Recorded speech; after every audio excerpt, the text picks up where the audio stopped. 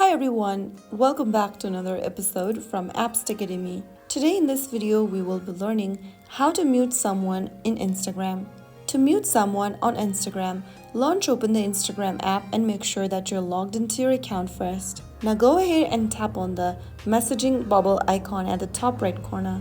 This will bring up your message. After you get to this message thread, go ahead and select a contact that you'd like to mute.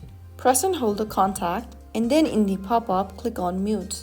You can then choose whether you'd like to mute messages from the contact, mute calls, or hide messages preview. Toggle the button on right next to Mute options of your choice. If you want to mute message, toggle the button right next to Mute message. Select the time duration for how long you'd like to mute the person. If you want to mute the calls, toggle on the button right next to Mute calls and select the time. After doing that, you will be able to mute the person from contacting you on Instagram.